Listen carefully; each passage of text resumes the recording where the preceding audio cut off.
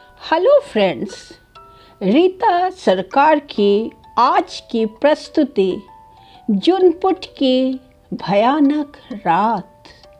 What a terrible night. और अब सबसे खौफनाक दास्तान। यह कहानी इतनी भयानक है कि इसे सुनने के बाद आप शायद अकेले कमरे में सोना पसंद नहीं करेंगे। यह घटना 1950 की है। जुनपुट, जो आज एक मशहूर पर्यटन स्थल है, तब एक वीरान और जंगली इलाका था। 3 दोस्त, नरेटर, विमान और प्रशांत, छुट्टियां मनाने वहां गए। वहाँ रहने की कोई होटल या धर्मशाला नहीं थी। घूमते घूमते उन्हें जंगल के बीच एक पुरानी आलीशान लेकिन वीरान हवेली दिखाई दी। हवेली के चारों ओर मैग्नोलिया और गंधराज फूलों की तीव्र खुशबू फैली थी। वहाँ उन्हें एक स्थानीय लड़का बिशु, जो काले रंग का था और हाफ पैंट पहने था, और उसका पिता एक बूढ़ा माली मिले। माली ने हाथ जोड़कर चेतावनी दी, बाबू, यहाँ मत रुको। यह भूतों का डेरा है। रात को यहाँ रोशनी जलती है, नाच गाना होता है और बंदूकें चलती है। जो भी यहाँ रुका वो जिंदा नहीं बचा।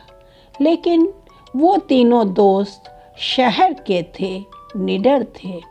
उन्हें लगा बुढ़ा झूठ बोल रहा है। उन्होंने जबरदस्ती माली से चाबी ले ली और हवेली में डेरा डाल दिया। शाम को समुद्र किनारे टहलते हुए उन्हें एक जोड़ा मिला। एक बेहद स्मार्ट युवक अरुण कुमार और एक बेहद खूबसूरत महिला स्वाति। अरुण ने हंसते हुए कहा, सुना है आप लोग उस भूतिया हवेली में रुक रहे हैं। क्या हम भी आपके साथ रुक सकते हैं? हमें भी एडवेंचर का शौक है। ये तीनों दोस्त खुश हो गए। साथ में कंपनी मिल गई।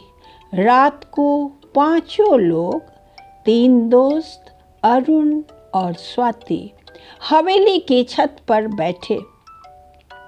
अरुण और स्वाति बिल्कुल सामान्य इंसानों जैसे थे। उन्होंने बातें की, हंसी मजाक किया, यहाँ तक कि उनके साथ खाना भी खाया। हाँ, स्वाति ने मुरमुरा खाने से मना कर दिया, सिर्फ मिठाई खाई।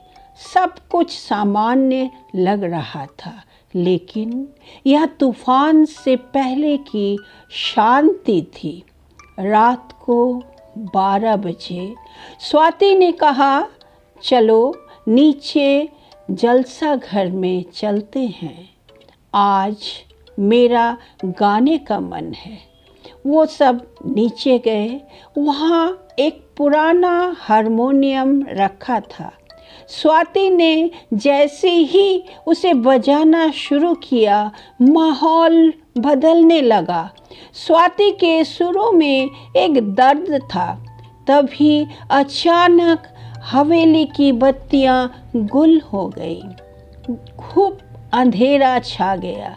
फिर एक अजीब सी फूलों की खुशबू फैली, और जब रोशनी वापस आई, या शायद वो दूसरी दुनिया की रोशनी थी, तो नज़ारा बदल चुका था। हवेली अब पुरानी और टूटी हुई नहीं लग रही थी। झूमर जल रहे थे, दीवारें नई लग रही थी। स्वाति अब साधारण साड़ी में नहीं, बल्कि एक नर्तकी के भड़कीले चमकीले कपड़ों में थी। सलमा सितारे चमक रहे थे। अरुण कुमार अब एक राजा की पोशाक में थे। मखमली तकिए पर टिके थे। हाथ में शराब का प्याला था और आंखों में नशा नहीं, खून था। यह 1950 नहीं था, यह अतीत का कोई साल था, शायद 1930। स्वाति नाच रही थी। हारमोनियम और तबले की आवाज़ आ रही थी, जबकि बजाने वाला कोई नहीं था। अचानक अरुण चिल्लाया, बंद करो यह नाच। तुम इस घर की बहू हो, तुम्हें शर्म नहीं आती? स्वाति ने हंसते हुए एक अजीब उन्माद के साथ कहा, नहीं, आज मैं पूरी रात नाचूंगी, तुम मुझे नहीं रोक सकते। अरुण ने दीवार से एक पुरानी बंदूक उतारी। तीनों दोस्त चिल्लाए, अरुण बाबू, यह क्या कर रहे हैं? लेकिन अरुण ने उनकी नहीं सुनी। उसने बंदूक तानी और गोली चला दी। धमाए! स्वाति के सीने से खून का फव्वारा फूटा। वो फर्श पर गिर पड़ी। तभी छत से एक कुत्ता, जिसे दोस्तों ने पहले देखा था, स्वाति को बचाने कूदा। अरुण ने दूसरी गोली चलाई और कुत्ते को मार दिया। गोली की आवाज़ सुनकर वो बूढ़ा माली और उसका बेटा विशु, जो नीचे वाले कमरे में सो रहे थे या शायद वो भी अतीत का हिस्सा थे, दौड़े आए। अरुण की आंखों में शैतान उतर आया था। उसने चिल्लाकर कहा, मैं किसी को जिंदा नहीं छोड़ूंगा। विशु जान बचाकर भागा। अरुण ने उसे पेट पर गोली मारी। बूढ़ा माली भागा। अरुण ने उसे मैग्नोलिया के पेड़ के पास गोली मारी। अरुण एक पागल हत्यारे की तरह सबको मार रहा था। वो तीनों दोस्त अपनी आंखों के सामने यह नरसंहार देख रहे थे, लेकिन कुछ कर नहीं पा रहे थे।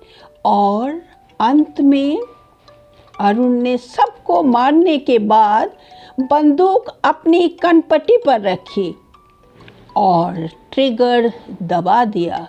धाए! धुआं छटा, सब गायब हो गए। न खून था, न लाशें, बस वो तीनों दोस्त कांप रहे थे।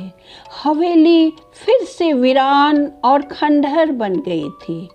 वे जान बचाकर वहाँ से भागे। अगली सुबह जब उन्होंने गांव वालों को यह कहानी सुनाई तो लोगों ने बताया, बाबू, आप किनके साथ रुके थे? अरुण कुमार और स्वाति, वो माली और विशु, ये सब तो 1930 की एक ही रात में इसी तरह मारे गए थे। अरुण कुमार ने अपनी पत्नी के चरित्र पर शक करके उसे नाचते हुए देखकर सबको मार डाला था और खुदकुशी कर ली थी। वो कुत्ता, वो माली, वो बच्चा, सब उसी रात मरे थे। उन दोस्तों के पैरों तले जमीन खिसक गई। उन्होंने पूरी रात उन आत्माओं के साथ बिताई थी, उनके साथ हंसे थे, खाना खाया था, बिना यह जाने कि वे अपनी मौत के साथ दावत उड़ा रहे हैं। तो दोस्तों, ये थी बंगाल की वो जगह जहाँ आज भी जाने से रूह कांपती है। कहानी का यही अंत है। धन्यवाद।